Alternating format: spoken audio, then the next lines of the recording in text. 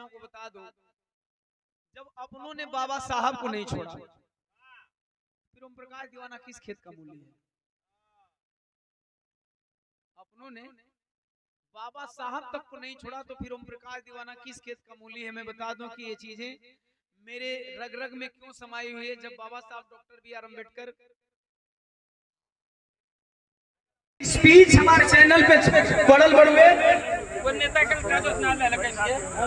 अरहा का मतलब है मर्दबा ये बिरहा में हमारे ये बिरहा नेट पे है। आप लोग देखिए, इससे पहले मेरा ये स्पीच है, ये नहीं कि आज हम स्पीच किसी को देख करके मैं दे रहा हूँ। ये इस बिरहा का संबंध में खरीद थोड़ी ले पड़ा, खरीद थोड़ी ले जैसे मन वैसे वाले तू क्या कला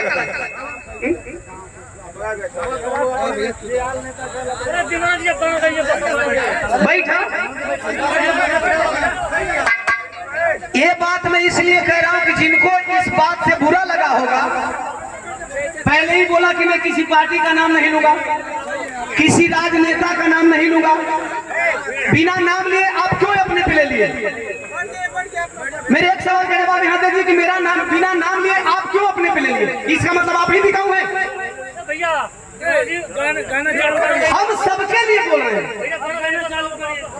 कलाकार देश की आवाज, मीडिया देश की आवाज होती है, और ओम प्रकाश दीवाना की आवाज को आप दबा नहीं सकते हैं।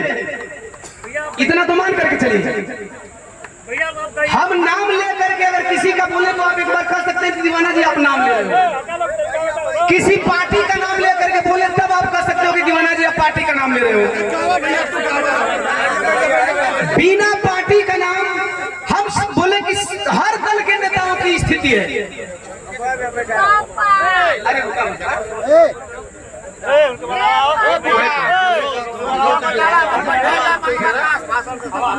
बात कर रहे हैं, हर दल के लोगों की मैंने बात किया कि अगर ऐसे लोगों को जो बुला करके सीट देता है उसका भी दोष है, और जो इधर से उधर जाता है उसको वोट देने वाले का भी दोष है। और हम कलाकार, अगर जिनको कैडर पता है, मीडिया जगत के सारे लोग लोकतंत्र के चौथे स्तंभ है, और आवाज उठाना मेरा परम कर्तव्य है। ये मेरा मौलिक अधिकार है, और मेरी आवाज उठाने को कोई दबा नहीं सकता। ये बात समझ लो, चाहे वो मंच कोई भी हो। मैं बोला था कि देश के राजनेताओं को और देश के फौजियों को कंपेयर करने जा रहा हूं। कई हो कहल बंद कर दे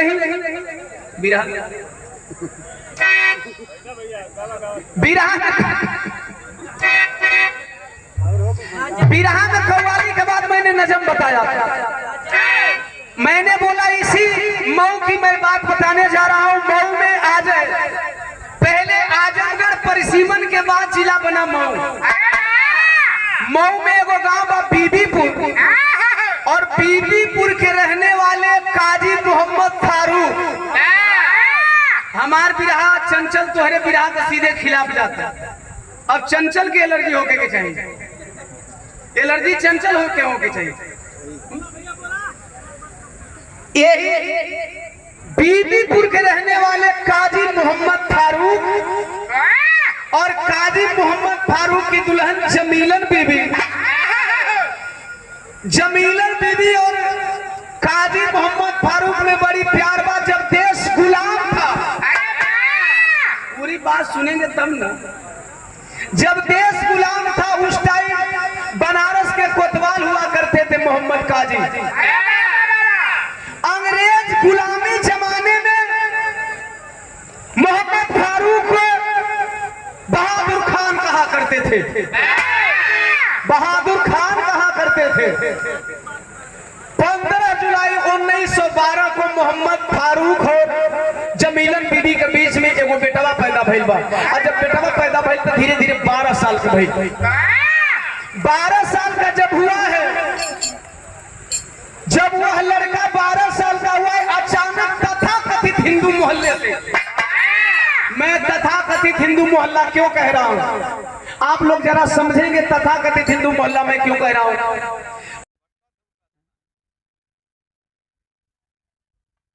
जरा ध्यान से सुनेंगे मैं जो चीज कह रहा हूं।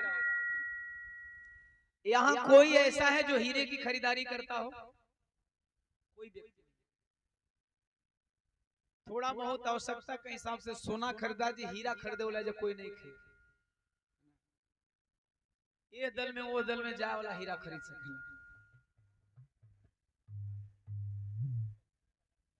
मैंने पैसे वाला ना खरीदी, मैंने पैसे वाला, हम केवल उदाहरण दे रहे हैं।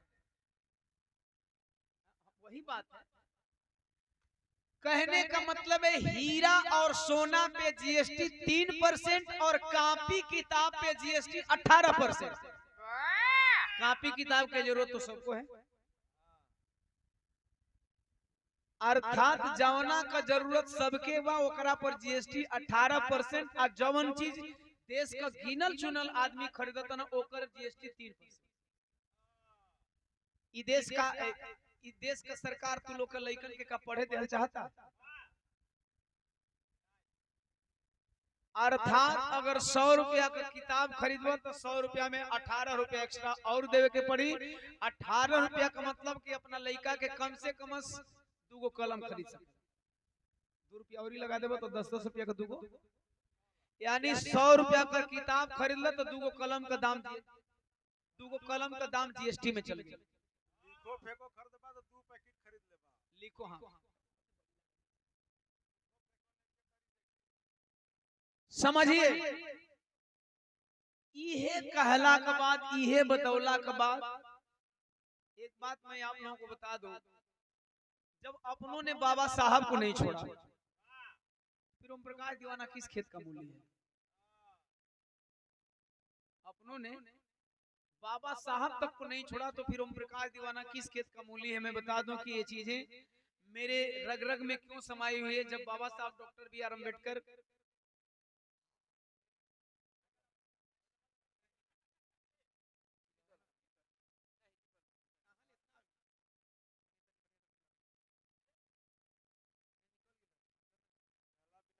लगा था लइका